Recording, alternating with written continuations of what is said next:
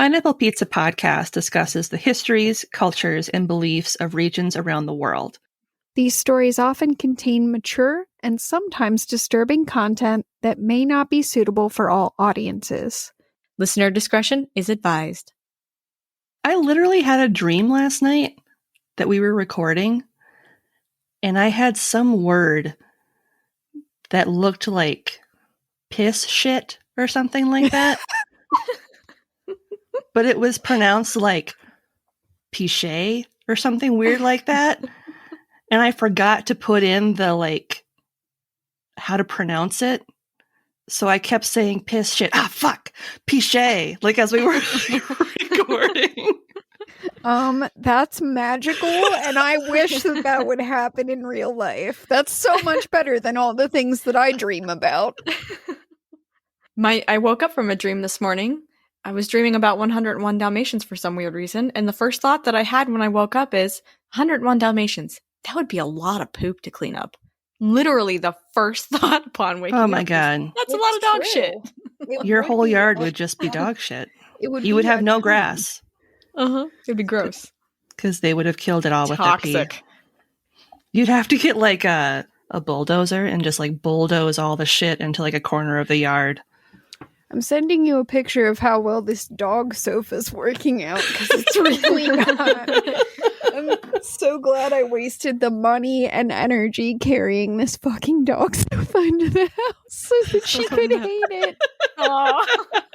Well, give her time. Our cats took a little while to grow accustomed to their cat tower, and now I took they the fucking little love pillows off in case maybe she doesn't like these, but she still won't lay on it, so I give up and I'm just gonna cry now.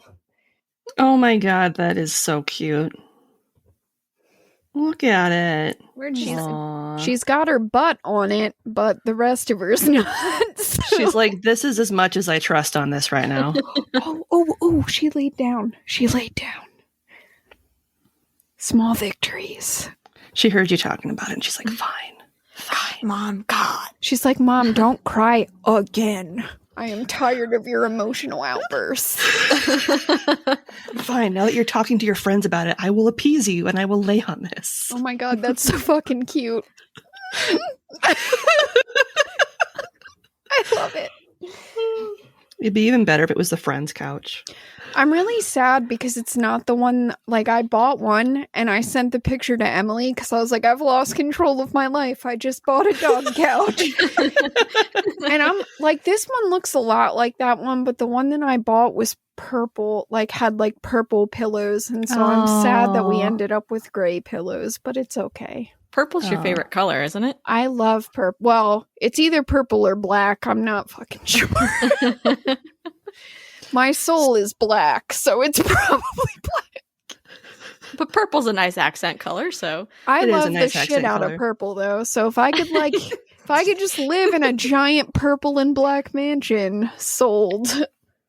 Something straight out of a Tim Burton movie. I was going to say it's very Morticia Addams. Yeah. Of you. Mm-hmm.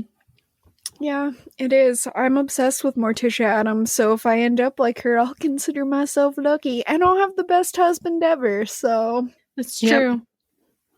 Just randomly talks to you in French and spins you around. And, like, is obsessed with me still, yes. Even though we've been married forever. That sounds amazing. Mm-hmm. I love them. I've derailed everything with the dog couch, but I'm not sorry. Never be sorry for dog couch derailments. Well, pull up your cozy dog couch cushions. Are you ready for a story? I sure am. And I've got Yes. a cushion right here, and I put my elbow. Tell me more, Emily.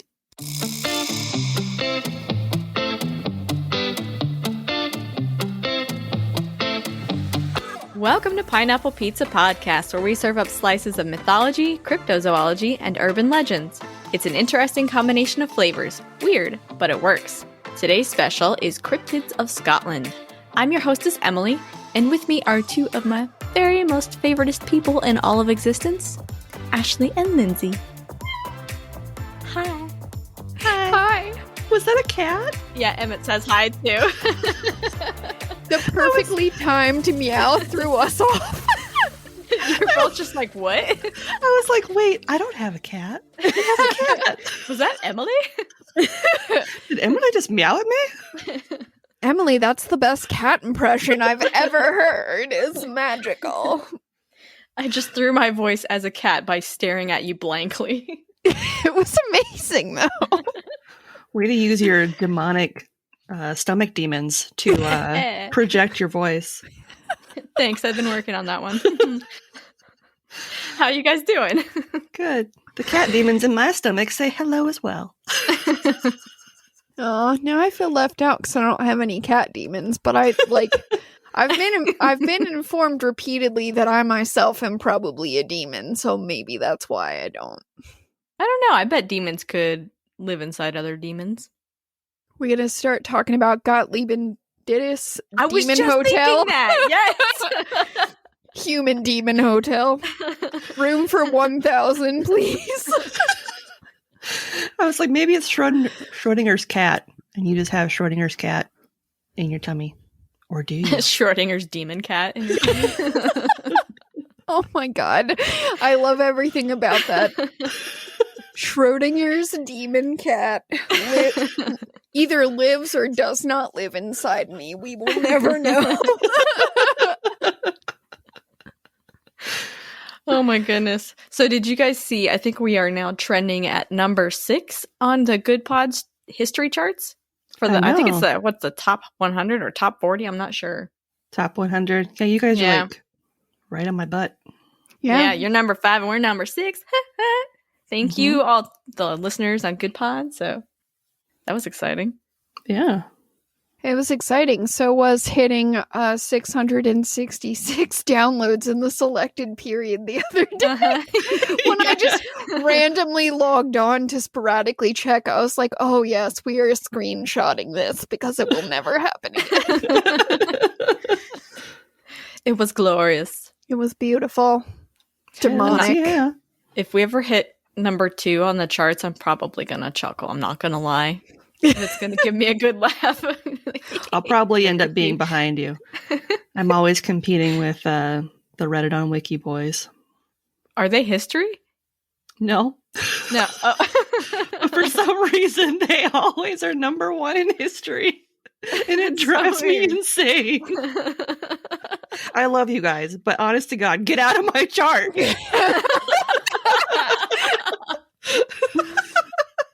Oh shit. Shots fired. Things are getting real. Well, okay, so today I had planned to talk to you guys about the Hog Boy of the Orkney Islands. I don't know if you guys remember me bringing this up when I was researching the Draga of Norse legend. I had learned about this thing that lived in the Orkney Mounds. That's kind of like the Scottish version of the Hog Boy. Mm-hmm. Do you remember they were the other ones that would live in the mounds in Norway? Yes. I don't. Oh, well, they're the ones that didn't really go out. They just kind of stayed in and they protected their treasure. Okay, got it. Treasure demons, got it. Yeah. Like me and my snacks. Stay inside and protect my snacks. Oh my god.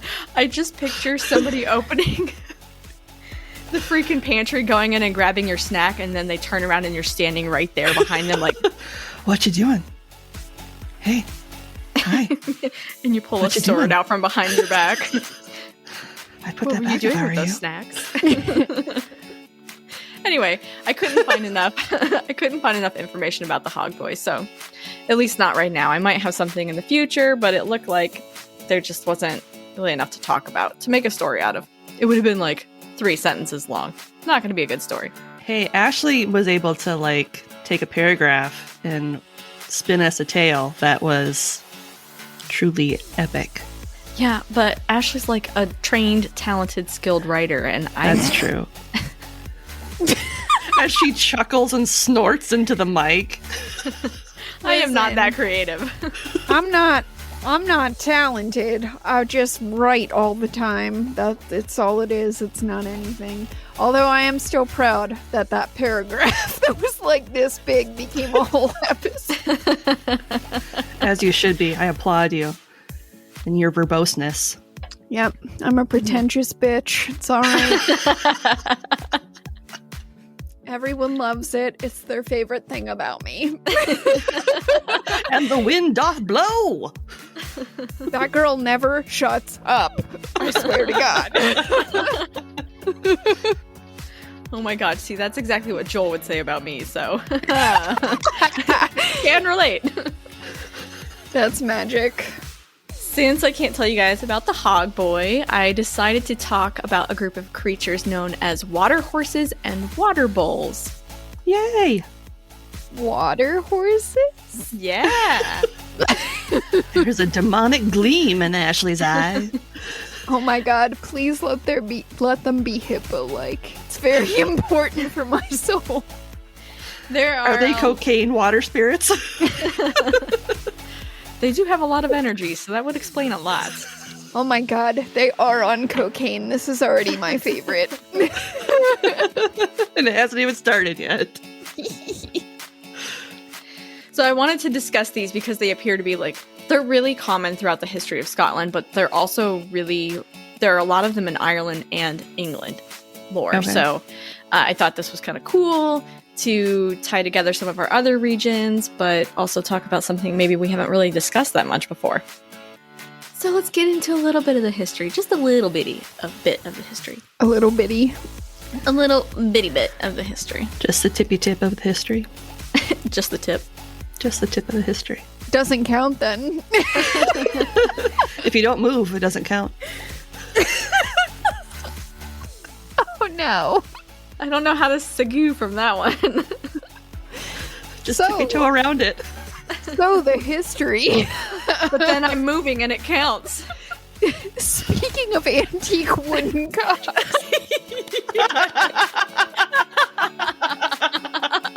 Finally! Oh, there's a backstory here to our wonderful listeners that you don't know, but we love it. All right. So speaking of antique wooden dildos, throughout the history of those regions, horses held a special place in the culture and traditions. They were used for plowing fields, transporting people and goods, they were used in battle, and they acted as inspiration for all kinds of arts, from small stone carvings to the massive hillside geoglyphs, if you've ever seen the ones where they have the chalk geoglyphs on the sides of hills. So horses were super important. And they also featured prominently in the mythology and the belief systems. So they were often companions to the gods, capable of walking between the worlds of the living and the dead. They were said to be able to run across water, run across oceans, carry people to the underworld, so on and so forth. They may be harbingers of death, though they were frequently viewed as protectors too. The water horses and water bulls of Scotland are found in the rivers, streams, ponds, and lochs of the land. So just for funsies, I decided to look up exactly what a loch was, because I thought I pretty much just assumed it was a lake, but no, that's not right. I was really wrong. A loch is actually a partially landlocked body of water that's basically formed by the sea pushing inward on the land. So it's kind of like an arm or a finger of the ocean on a map.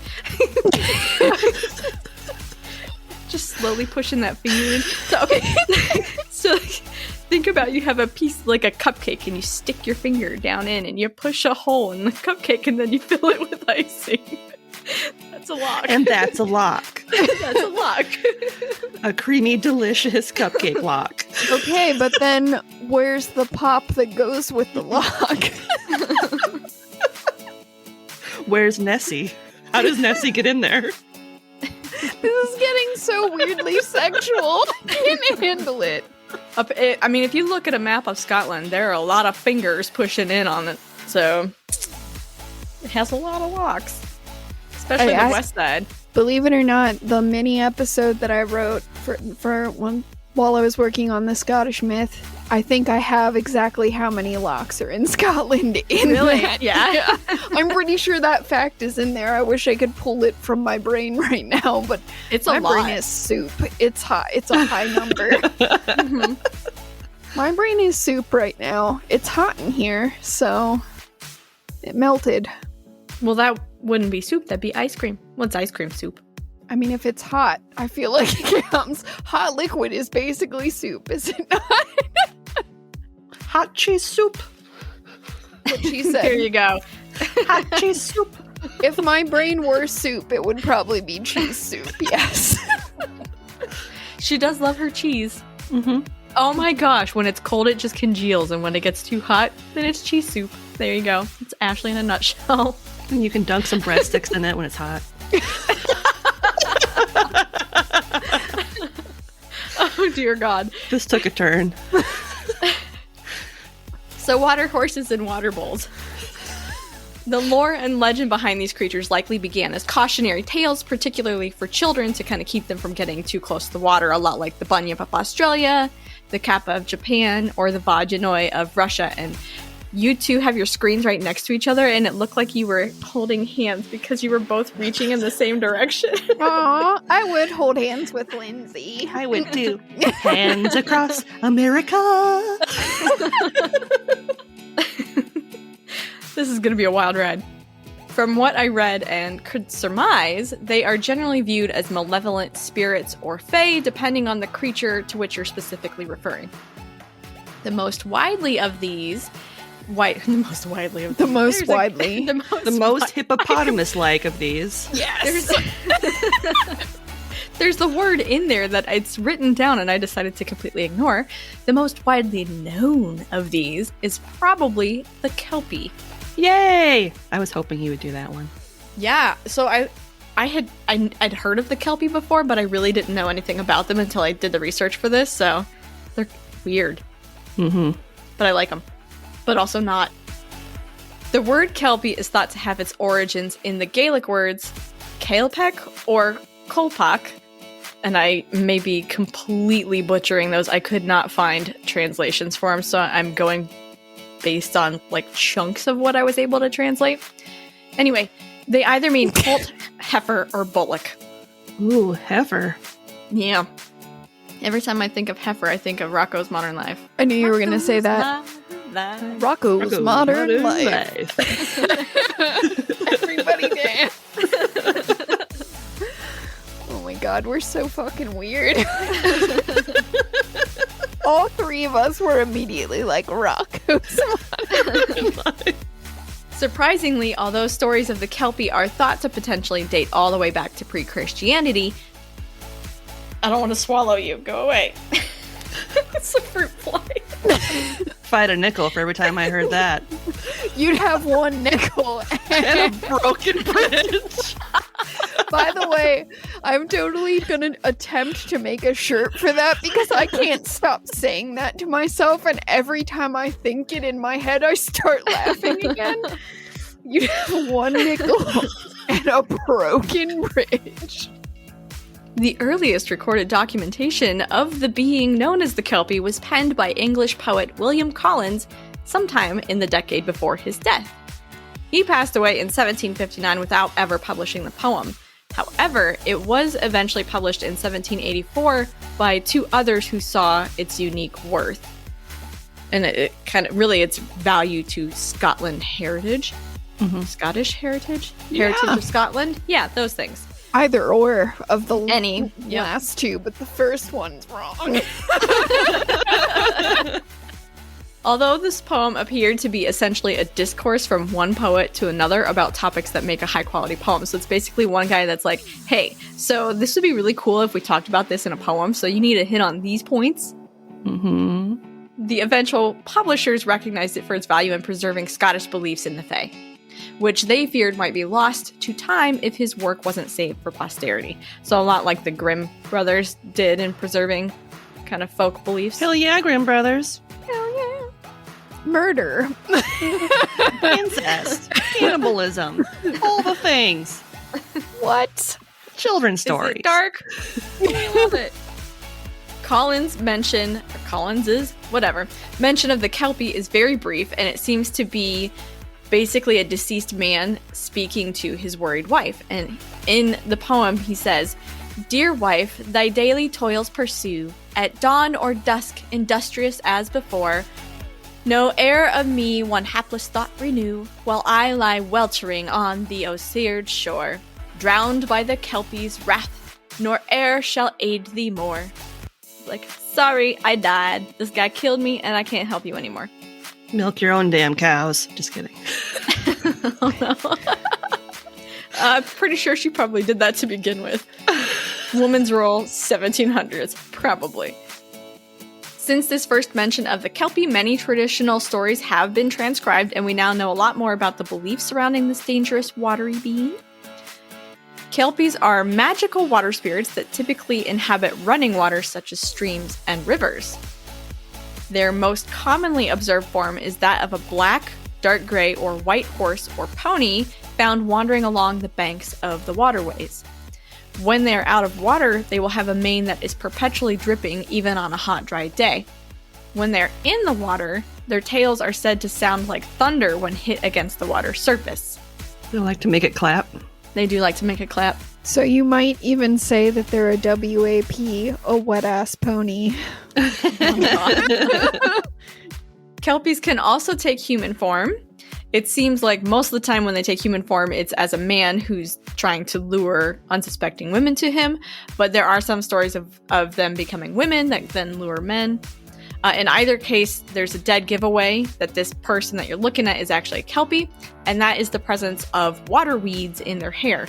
So basically, if you're kind of chilling with somebody that's super hot, flirting by the side of the water, and then you turn and you see that they have a really big old conspicuous hunk of seaweed in their hair, you might want to be careful. It's probably a Kelpie. Or somebody who didn't shower after they got out of the water. Girl, what happened to your hair? Their feet may also remain hoof-like when they take human form, which, you know, would be a little bit suspicious. They come with their own clogs. It's fine. This particular characteristic has unsurprisingly associated them with the devil. Even though the devil has cloven hooves, right? Mm-hmm. And horses don't. Nope. They don't have cloven hooves. Do you know they're actually walking on a bone? It's like a giant fingernail. Yes, it's gross. Thanks for that. You're welcome. Biology. Yum. In Robert Burns's Address to the Devil, published in 1786, he describes the Kelpies as luring night travels to their deaths at the devil's bidding. And this really kind of further cements them as like malevolent beings that work with the Dark Lord or for the Dark Lord. The Dark Lord. Satan! Okay. What? Just kidding. Well, Lucifer is a close personal friend, and he's never mentioned any of this, so I don't buy it. He loves ponies. Well, we all know that Lucifer has his secrets. Don't be suspicious. Don't be suspicious. This may be why they don't always appear as an attractive person.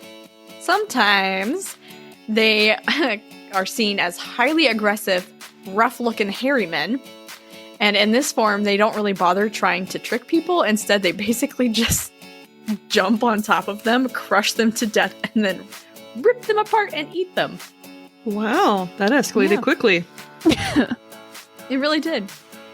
Like, I'm feeling a little too lazy to put in the work of trying to lure you and then drown you. Instead, I'm just gonna be hairy and gross and squish you. I squeeze you. I'm gonna crush your head. Crush it. Crush your head. Kelpies have a notorious taste for long pig, but specifically for baby back ribs. Oh no. Cheese, baby back ribs, barbecue sauce. Baby long pig. They really like to drown then eat children. So there's one story of a Kelpie that convinces 9 children to climb onto its back, which can be magically extended to accommodate all 9 kiddos. Don't like that. Yeah. I don't like it. It's like a wiener dog horse. I was gonna say, you're not like one of those slinky dogs.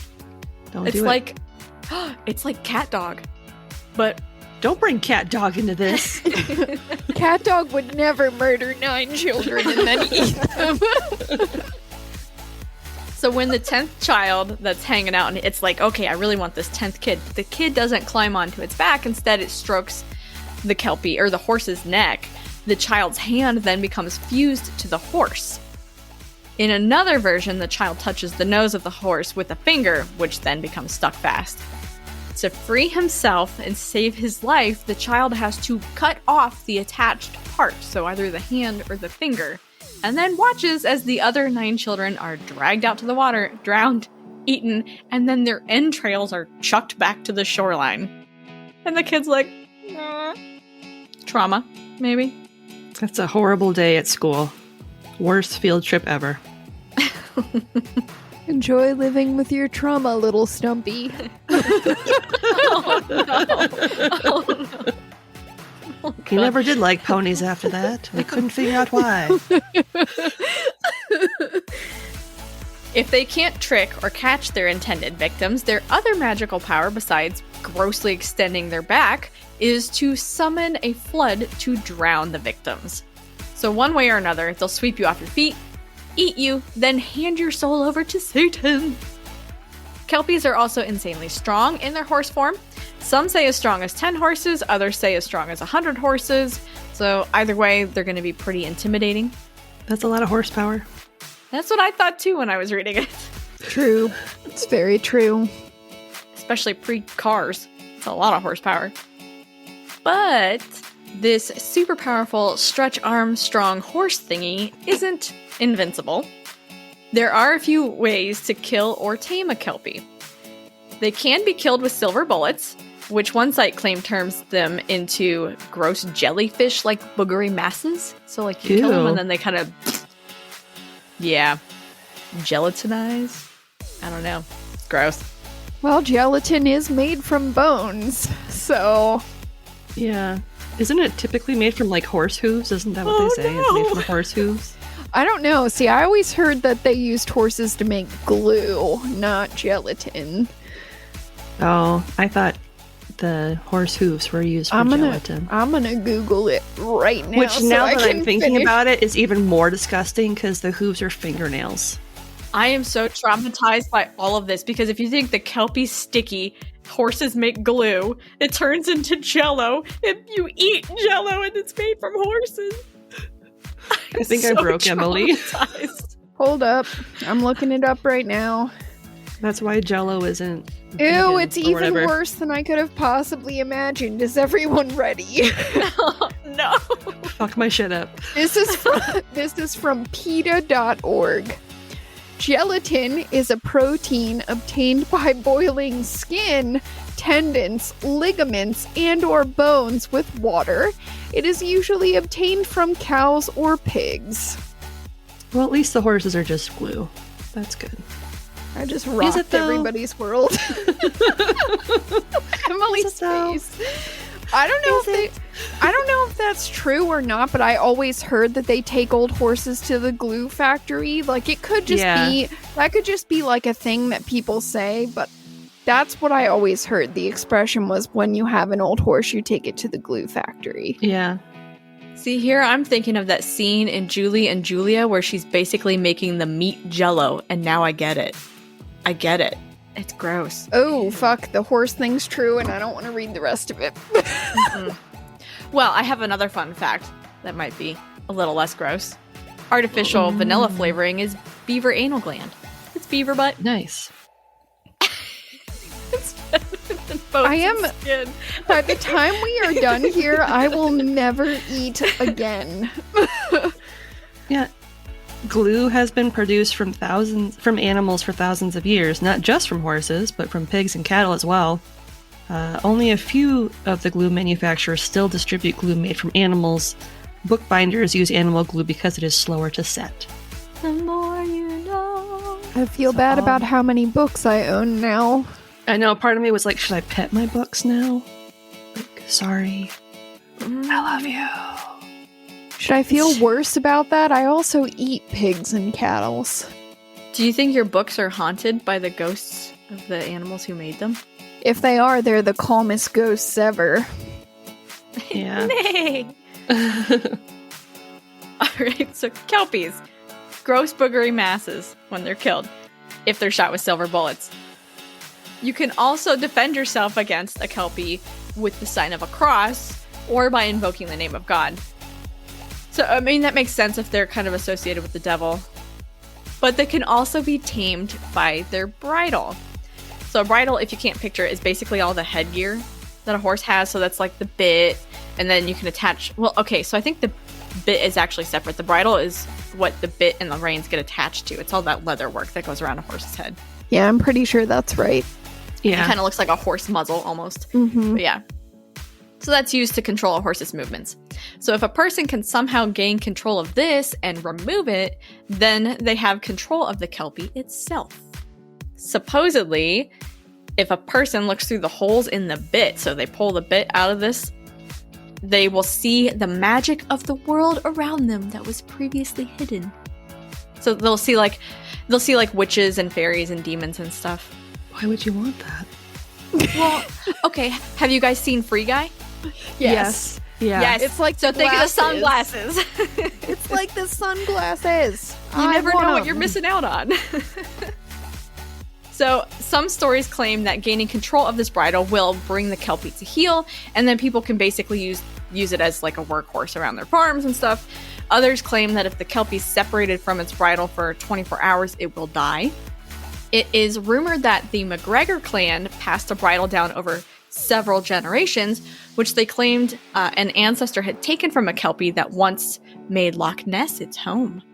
So this creature might actually be where they got the idea that Loch Ness had the Loch Ness Monster. It might be the inspiration for the Loch Ness Monster. Okay. So this ancestor had managed to basically outwit a Kelpie, and then it appears that the Kelpie must have died because it said that no one ever went missing along the banks of Loch Ness again. So that's kind of interesting. I guess they held on to it and they were like, check out all this magic for a long time.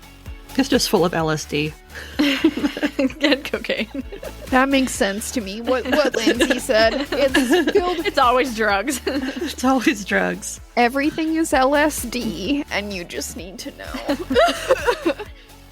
Another Kelpie was captured by Laird Graham of Morphy. So Laird's basically just like the Scottish term for lord.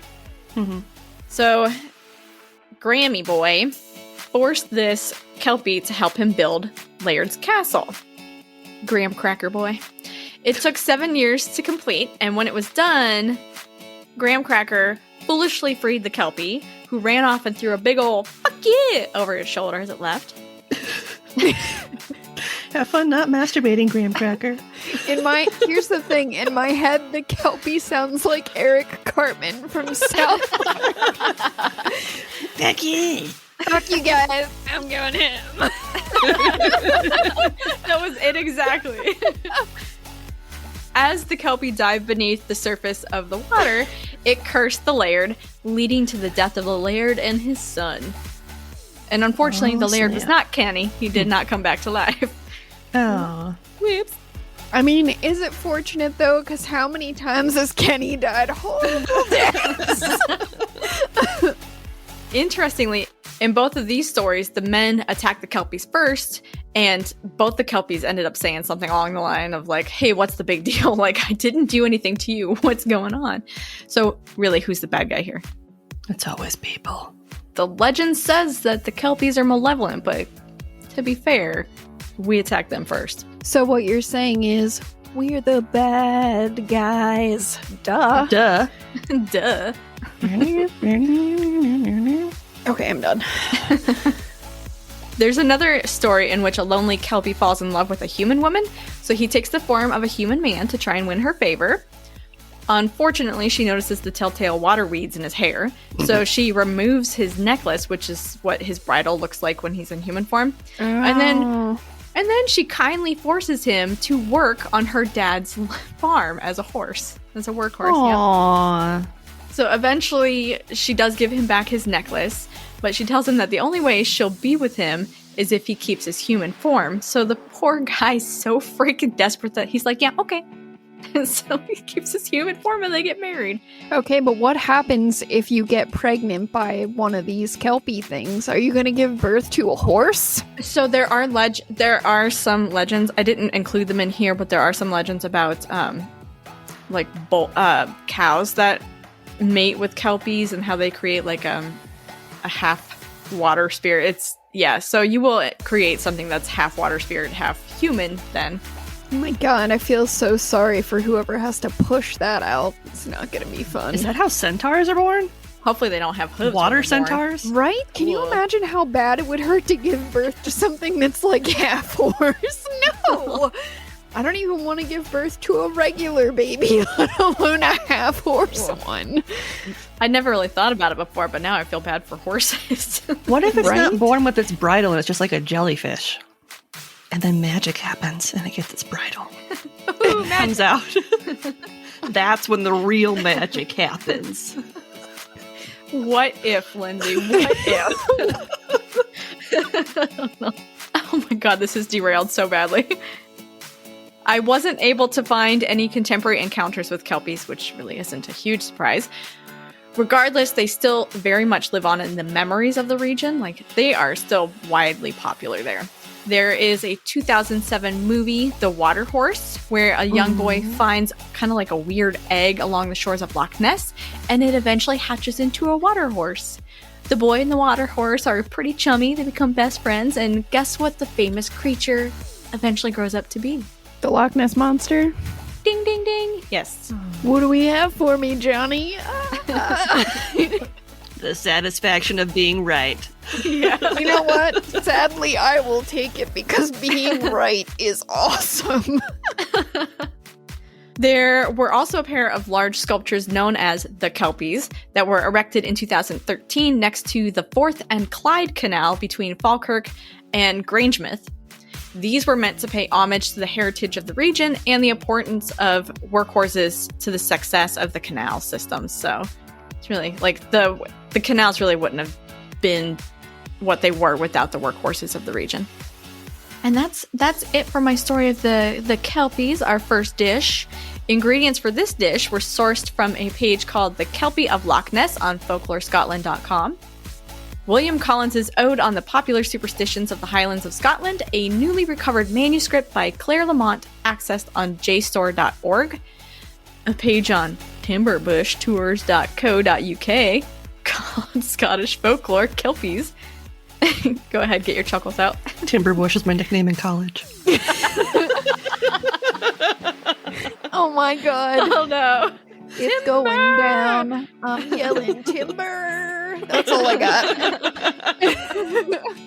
Sorry, Kesha, I'm not as good as you. A page on the highlandtitles.com called The Kelpies, Supernatural Shapeshifters to Spectacular Sculptures. Love the alliteration there, guys. A page called Graham of Morphy and the Kelpie on trackscotland.org, and a page on scottishcanals.co.uk entitled The Story of the Kelpies. So before we head off for our coffee/tea/Red Bull break, did you guys have any final thoughts on the Kelpie? It was a pretty wet and wild adventure. Slippery when wet. Nope, sticky when wet. Gross. It's so gooey. No. And with that, lovely patrons, we'll be right back with our second course. Hey creepy people, this is P&W Haunts and Homicides. I'm Caitlin. And I'm Cassie. Together we explore stories of the paranormal and true crime throughout the Pacific Northwest. We're just two normal-ish friends who want a more creepy, local stories. Our episodes start with a tarot reading to help us gain some insight on each topic as we share the facts of the case and our interpretations. Come join us. We've got plenty of wine, laughs, and stories to share. You can find our episodes featuring true stories from infamous as well as lesser-known true crime cases, like the murders in Tunnel 13 and Forest Park. As well as our spooky stories from Pike Place in the Oregon Vortex on Apple Podcasts, Spotify, Amazon Music, Stitcher, and many more. For all of you that are listening, if you have any true crime or paranormal stories that you want us to share, maybe with the whole Pacific Northwest, they don't have to be from the Pacific Northwest if you would like to share. Email us at pnwhauntsandhomicides@gmail.com. It's all spelled out, no special characters. Last but certainly not least, head over to Patreon to support the show, and we can provide even more creepy content. Have a creepy ass day. time for the second course of our traditional Scottish meal, and it's not haggis. That's good, because that stuff sounds disgusting. Sorry, Scotland. My uncle loves haggis. Never tried it. No thanks. Oh, not sure I wanna. Anyway, along the west coast of Scotland, in the lochs of Argyllshire, there we go. The lochs of Argyllshire. It's a tongue twister. A giant, malevolent, shape-shifting water fae known as... What? Was it the tongue that did you in? No. Oh, that sounds dirty. No, but it could. No, don't do it. Speaking of antique wooden vibrators. No, I'm not gonna lie to you. My brain's really slow. So when you finished like the transition, I was like, just call me and Lindsay DB Cooper because we hijacked this episode. And then I couldn't stop thinking about it. All right, I'm going to back this one up a little bit then because that was too good and I want to keep that one in. So along the west coast of Scotland in the lochs of Argyllshire, a giant, malevolent, shape-shifting water fae known as the Boobrie is said to lurk. Yeah. Boobrie! The name is thought to be derived from the Gaelic words Bobre or Taru Dobre. Again, probably butchering those because there's no translation for them, which refers to bulls or cows. So, we'll see what this is. Accounts of the range of the Boobrie's habitat vary. Mostly it's known to stay in and around the lochs of Argyllshire, occasionally chilling in the overgrown heather on land, but it has been known to roam all over Scotland. Or all over the Highlands, at least. It is believed that on-land sightings of the creature are affected by habitat loss, decreasing as its heather habitat also decreases. So if you're not hanging out near thick heather growths, you're probably safe from this thing. As a bird, it is a massive black beast that may possibly be the vessel of trapped spirits. Nice. Oh, kinda like, it's kind of like those teapots that the Vaginoi had. Trapped spirits. Tea's done. My God, I'm having really weird, like, mental rewrites for Beauty and the Beast right now. I'm sorry, Mrs. Potts. And Chip, you were good people, probably. See, I went back to Aladdin at the guy at the very beginning. That's like the Dead Sea Tupperware. Oh yeah, I love that. I love that little guy at the beginning. He's my fave. So the Boobrie bird has a beak because it's a bird, so that's what it has. Bird is the word. Bird. Oh no, it's nearly. We're not doing that. It's nearly 1.5 feet long. Black and very strong. Its similarly impressive neck. We're just moving through this at this point. just keep going. Just go with it. Its similarly impressive neck is 3 feet long with a 2-foot girth. That's what he said. That's pretty thick. Speaking of antique wooden vibrators. It has wings that are better designed for swimming than flying, kind of like a giant demonic penguin. Nice. And its short, powerful legs end in webbed feet with gigantic claws. A report of one of its footprints found in mud was said to be as large in span as a large, wide-spreading pair of red deer's horns. And I thought, okay, how big is that? I'm gonna guess that that's big, but I don't know what it is. So I couldn't find an average span between antlers of a mature red deer. I'm just very concerned about how large this bird's gonna end up being, but I'm trying to. It's got to be a pretty big. 1 foot. No, it's big. I mean, the 1 foot that they saw in the mud, I couldn't find that average span. But when I looked at pictures, they have to be at least 2 to 3 feet on a mature. And that's just 1 foot. That's just 1 foot. This is terrifying. But then it has a 3-foot long neck with a 2-foot girth. Like, that's a big bird. But it would also have to be super clumsy on land because those are some big ass feet that are trying to waddle around. Wonder if he lives on Sesame Street. Is this big bird a Boobrie? A Boobrie? This is on you. You said Big Bird. He's just been juicing. That's why his neck's so thick. The Boobrie is known to eat fish, but it tends to prefer to hunt sheep and cattle, and has been said to eat large numbers of otters, which makes me sad. Aw, I like otters. Yeah, I know. Otters are But- fun. I know. They make fun little noises. And they dance in the water. They're so They have cute. little hands. They do have little hands. But for some reason, the Boobrie really likes livestock that are being transported on ships. I'm guessing probably just because it's really easy pickings. Can't run anywhere. Much like the Kelpie, it doesn't quickly kill its prey then eat it. Instead, it likes to snap them up, drag them under the water, drown them, and then enjoy its meal. So it's making sure you enjoy a nice, slow death. It likes its food waterlogged. Yum. No kidding. Yum, yum, yum. Yum. So this bird is huge. We've established that. It's strong, and it's mean. As such, it has the ability to shred nets, destroy rails and fences, and even tear people apart. No, don't do that. Bad. Some stories tell of sailors trying to stop it from stealing their animals, but they just meet grisly, chunky, bloody ends. It was okay till you said chunky, and then I was like, "Whoa." I felt the need to add that one in there. Ooh. You know, it tears them apart. They must be chunky. I hate that word, man. You know how some people really hate the word moist? It turns out I really hate the word chunky. Ugh. That's why she can't buy soup. It's only cheese. Only cheese soup. It is. It's not really soup at all. It's just hot cheese. She just eats fondue. Fondue. That's all she eats.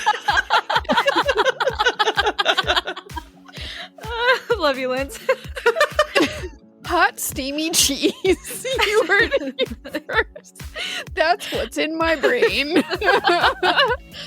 Oh my god, it explains so much. Right? Ashley, hot and cheesy, just the way we love her. Anyway, the Boobrie was known for flying off into the night with sheep, but I'd imagine that since its wings weren't great for flying, so I kind of pictured this looking like, you remember, have you seen How to Train Your Dragon? Yes. The really fat, chunky The grunkles. dragons. The grunkles. Yes, that are so clumsy. That's how I pictured this, flying off with sheep. Like, it's super clumsy. The thievery of livestock apparently got so bad at times that it threatened the livelihood of local farmers, so it's really considered a problem. That's harsh. Yeah, Farmers have hard lives. Don't steal their food. Don't do that. agreed. The Boobries make a couple of different sounds. The one that it makes for its call has been described as the bellowing of a bull, which is really reminiscent of the bunyip. But it's also said to have the ability to mimic the sounds of lambs and other baby animals, which it might be doing to kind of lure unsuspecting prey closer to the water's edge, so it makes it easier to snag it. Aww. As a shapeshifter, it does take other forms. Another is that of a giant insect that looks like an earwig covered in tentacles. No, thank you. No. I hate that.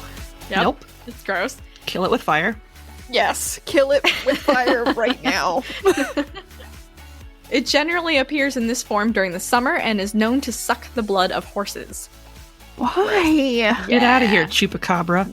Just like- Not a fan. Why? Put it in a house and start the house on fire.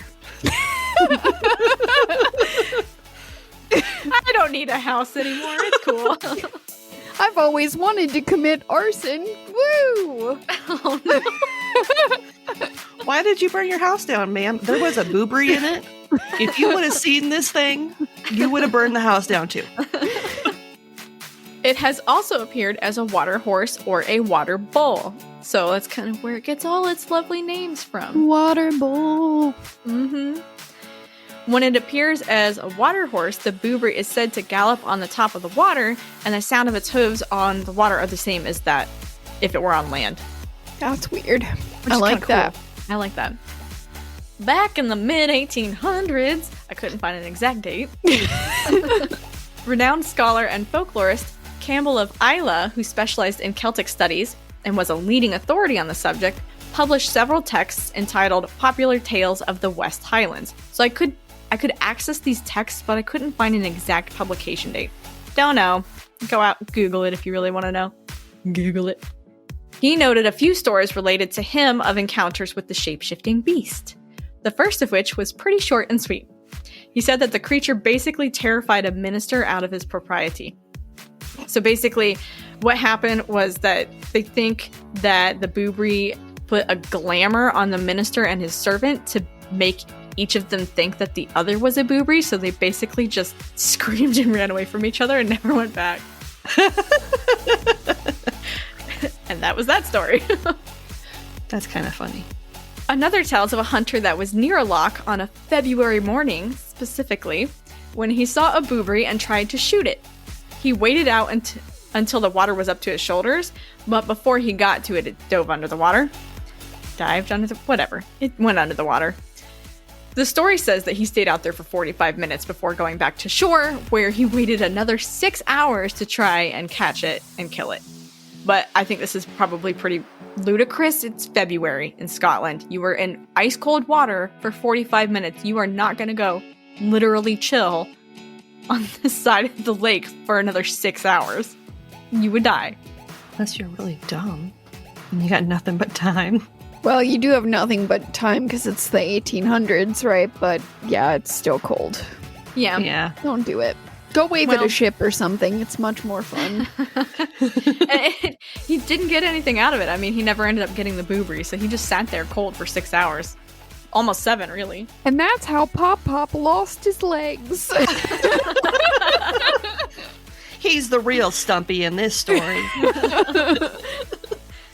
At a different time, a farmer and his son were plowing a field near Loch Frisa? Or Fresa? I don't know. It's also an Italian word, so all I could find was an Italian pronunciation. So we're going with Frisa. They were plowing the fields using 4 horses, but one of them lost a shoe, so the work had to stop because they didn't have enough horsepower. But sorry. That horse's name must have been Cinderella. The farmer noticed a horse in a nearby field and naturally thought, woohoo, freebie. So he figured he'd snag the horse and use it to help finish the work, which seemed to go all right at first. As the work brought the team closer and closer to the loch, the new horse started to get fidgety and harder to control. Nope. So the farmer brilliantly decided to, quote-unquote, gently use the whip to get it to work. Oh, that was bad. That was bad news, bears. The horse flipped out, immediately transformed into a Boobrie, made its crazy bull cry, and then promptly pulled the plow into the loch. That So sucks. guess what was still attached to it? The other horses? The other horses! So it swam out to the center and dragged the other 3 horses down with it and never came back up. That's what I call a to-go order. That's the opposite of whipping it good. When a Boobrie comes along, you must not whip it. There you go. Yes! When a Boobrie comes along, do not whip it. We got there eventually, god damn it, and that's all that matters. So for me, the big moral of the story was basically don't try to commandeer strange horses that don't belong to you. It might not end so well. Seems like a good moral to get from this. Yeah. Yep. Another story occurred near the side of Loch Nandabran, which is on the west coast of Argyll. A man named Ichan that found a huge injured bull that was in pain and possibly close to death. He ended up nursing it back to health. So a few months pass, and when his girlfriend starts to feel like she's being stalked, she sees the shadow around the loch and thinks it's her ex-beau Murdoch, who's kind of creeping on her. And this guy was he was a baddie. Uh-oh. So one day, girlfriend of Ichan staying in an isolated hut near the loch when she starts to get the feeling of eyes on her again. Nope, hate it, don't like it. Nope. Yeah, don't like that. And it turns out that the hardcore creep pops up and he wraps her up in a blanket, quickly overwhelming her and kidnapping her. Don't like that. That's when a water bull charged out of the loch and plowed into Murdoch. Ha, take that, you son of a bitch. It knelt and let the woman climb onto its back. Then it took her as fast as light, back to her mother's house. And as the water bowl left her, a voice floated back that said, "I was assisted by a young man, and I aided a maid in distress. Then after 300 years of bondage, relieve me quickly." So this is thought to kind of be consistent with the idea of the Boobrie form holding a spirit that might be trapped. Got it. So basically it helped her out because Ichan helped him out. How he knew Ichan's girlfriend, I don't know. They don't explain that part. But once again, we see that the water spirit is generally thought to be dangerous or malevolent, but it can have a softer side. Although not widely known or overwhelmingly popular, the creature has made its way into pop culture where it became part of the game Dungeons & Dragons back in the 1980s. Nice. I think that was the only spot that I found it featured in pop culture. Interestingly, though, there might be a natural explanation for sightings of the Boobrie. So Campbell of Isla, you remember him? He's the one who wrote all about this stuff? Mm-hmm. Whose texts I can't date precisely? He speculated that sightings of the Boobrie might actually be a known, now extinct bird called the great auk, and the strange call might be from another common bird called the bittern, which is a member of the heron family, which occasionally popped up in Scotland. I believe the bittern was also pegged for the booming call of the bunyip in Australia. The great auk was found all over the North Atlantic, from the Faroe Islands to Scotland to North America, with some sightings as far south as Florida, until sometime in the 1800s, when they went extinct in a very seriously tragic way. I'm not going to detail the way they go extinct because honestly it broke my heart to read it, but we'll just say people suck. It's true. People do suck. Yeah, it was awful. When they were still extant, so still alive, they kind of looked like big-ass penguins. So they had white on them, like a white breast. They were large, flightless birds, awkward on land, but very good swimmers. The bittern is also known as the bull of the bog because it makes a bull-like bellowing call, which is kind of like the bunyip. It used to be pretty common all across Europe up into the 19th century, but their populations have crashed as a result of hunting and dramatic habitat losses. So again, we suck. We're the worst. We are the worst. Yep. We'd wreck everything. Oh, they look kind of like, their faces look kind of like a dodo. The great auk? Mm-hmm. Yeah. They're interesting looking birds. Unfortunately, they were slow, so they didn't get away very quickly. Yeah. Oh, that's a bummer. I too am slow and don't get away very quickly, so it does not bode well for my future. So it seems like Campbell's reasonings were sound and certainly seem plausible that this was just kind of an amalgamation of two birds commonly sighted in the area. The herons are typically pretty big, the bitterns are big, so it would make sense, especially since there are no contemporary sightings of the Boobrie, at least that I was able to find. So this would make sense if the bittern is scarce and the great auk is entirely extinct. So ingredients for this dish were sourced from a page on the dabbler.co.uk called The Boobrie. The 1911 text Survivals in Belief Among the Celts by George Henderson, accessed on sacredtext.com. A page on clan.com called Folklore Thursday, The Boobrie. A page about the bittern population trends on rspb.org.uk. And a page about the great auk on Britannica.com. So any thoughts on the Boobries before we head off for a very, very short dessert? I'm sad that we killed out the great auk. I know. That makes me feel really sad. Yeah. But the Boobrie sounds awful and terrifying. And I wouldn't want to encounter it if I was a sheep. Yeah.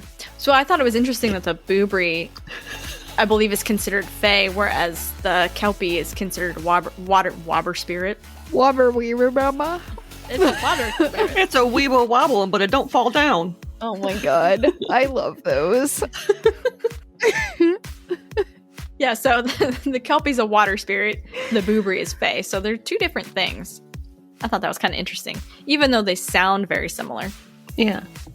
Now it's time for one more short break before dessert. Since 1998, Stamps.com has been an indispensable tool for nearly 1 million businesses. Stamps.com brings the services of the U.S. Postal Service and UPS shipping right to your computer. Whether you're an office sending invoices, a side hustle Etsy shop, or a full-blown warehouse shipping out orders, Stamps.com will make your life easier. All you need is a computer and a standard printer. No special supplies or equipment. Within minutes, you're up and running, printing official postage for any letter, any package, anywhere you want to send. And you'll get exclusive discounts on postage and shipping from USPS and UPS. Once your mail is ready, just schedule a pickup or drop it off. No traffic, no lines. Cut the confusion out of shipping. With Stamps.com's new Rate Advisor tool, you can compare shipping rates and timelines to easily find the best option. Save time and money with Stamps.com. There's no risk. And with my promo code, POD, you get a special offer that includes a 4-week trial plus free postage and a digital scale. No long-term commitments or contracts. Just go to Stamps.com, click on the microphone at the top of the homepage, and type in POD. That's Stamps.com, promo code POD. Stamps.com. Never go to the post office again. Who's hungry for dessert? Me. Maybe. I know, Yeah, right? That's a big baby. Here's the thing. I fucking love dessert. I want to be like, yeah, but I'm worried the dessert will be an asshole. So No one likes an asshole for dessert. no. Well, some people probably. We don't kink shame on this show. Oh my No, goodness. that's not what we're here for. You do you. Well, I don't think that this, it's short, but it's not going to be shitty, so. Well, that's good. All right. Let's do it then. All right, so bear with me, Scotland, because this one is a very Gaelic name, and there was no, other name for it. It's just straight up Gaelic, and I'm probably going to butcher the hell out of it, so I apologize. The Uisge is a purely malevolent water spirit that is often confused with a Kelpie. So much so that many of the stories and characteristics that I found for this guy were the same as those that I read for the Kelpie, but they are definitely considered two different beings. This being is known to take the form of a beautiful horse, gigantic bird, or stunningly attractive man. And just like the Kelpie and the Boobrie, it likes to hang out around the water's edge and try to lure its victims. The Uisge, however, seems to prefer saltwater. It's often found in the lochs in the ocean, whereas Kelpies like the flowing waters of streams and rivers, and Boobries will hang out around lakes and ponds and kind of wherever there's water. They too are supernaturally sticky, so if anyone tries to ride them and the horse is too close to the water, the rider will become stuck and doomed. Glue. Although it likes human prey, it is also known to enjoy cattle, which differentiates it from the Kelpie because the Kelpie really pretty much just go for humans. If the creature in horse form is far enough inland, it may actually be pretty tame, and so this makes it easier to kind of grab. And conveniently, when it's far enough inland, it's not sticky.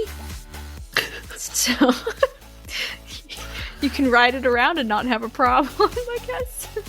But it becomes more adhesive the closer it gets to the water? Yes. Okay. I feel like hate that's one of those situations where you're like, why is your horse so sticky? However, if the rider brings the horse anywhere within sniffing distance, literally if it can smell salt water, the Uisge will go berserk and charge into the water where it will pull its victim below and drown them. The only thing that will ever be found of the victim is a liver washed upon the shore. So, the Kelpie would chuck back the entrails, the Uisge lets the liver just kind of casually float back to shore. So basically, it lets the liver alone. It does. Liver alone. I mean, you can't really blame it. Livers are gross, but who eats the body's filter? My mom. I know, my mom too. It's so gross. It grosses me out, but she does it. Does she do liver and onions? Because my Yeah. mom loves liver and onions. My mom's obsessed with can't. liver and onions, and I hate it. No thanks. One story said that a farmer's daughter had been killed by an Uisge, and knowing that the beast couldn't resist a tasty free meal of roasted sheep, he and his son hatched a plan. So they decided to roast mutton until the hooks used for hanging the meat were red hot. So fiery red hot. Uh-oh.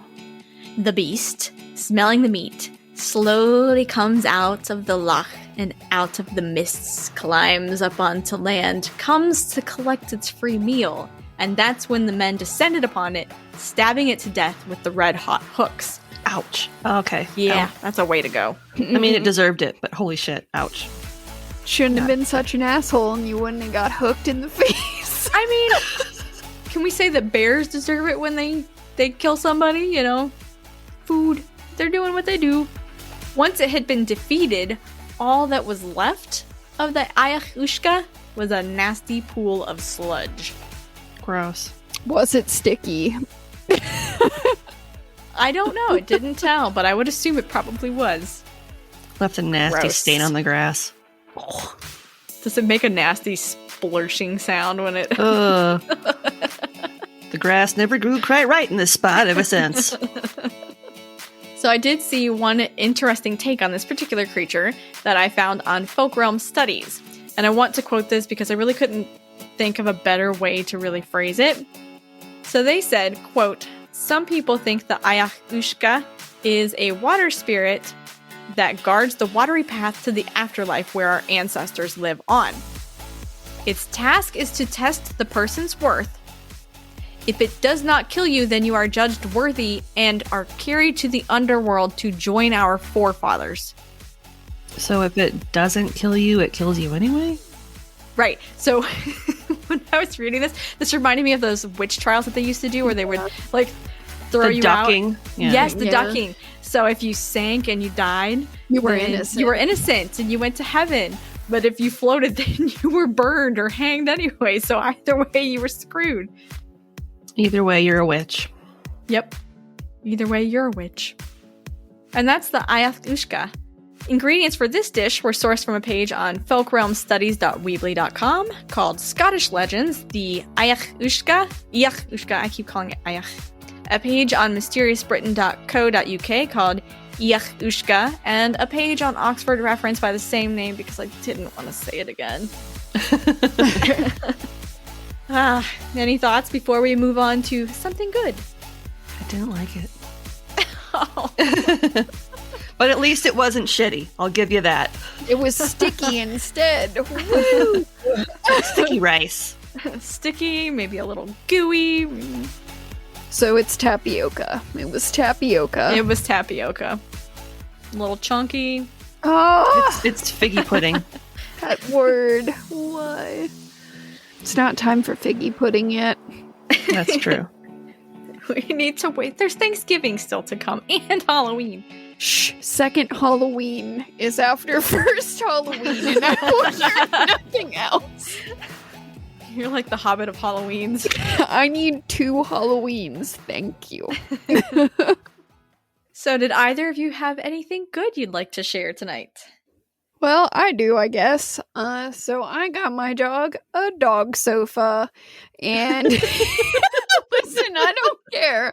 My life is really sad, but I got my dog a dog sofa, and it's really cute, and she finally laid on it for a while, so that's really nice, and it has little cushions. It's a little sofa. It's super cute. But for I a love it. puppy. And I really like it, so that's my good thing.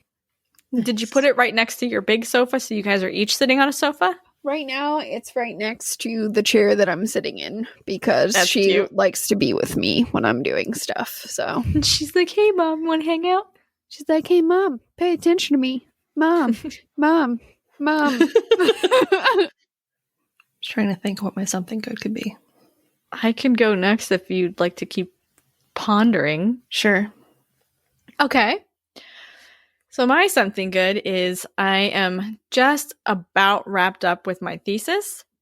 And so I gave it to all of my committee members for them to review and kind of go through and make some edits. And they had very few edits or corrections or changes or anything that they wanted done to it. And my one committee member goes, "You are going to get at least 2 to 3 solid papers out of this." He goes, "This is one of the most well-written theses I've seen." And I was like, Nice. That's awesome. Congratulations. thank you. So I'm very excited. I'm almost there. Oh, yeah. There was another thing. Can I do 2 good things? They're both kind of related. Sorry. Tooting my own horn here. So there was an article that was done on the research that we've been doing with the chestnuts for the university news a while back, for our local university, and it got picked up by the main campus.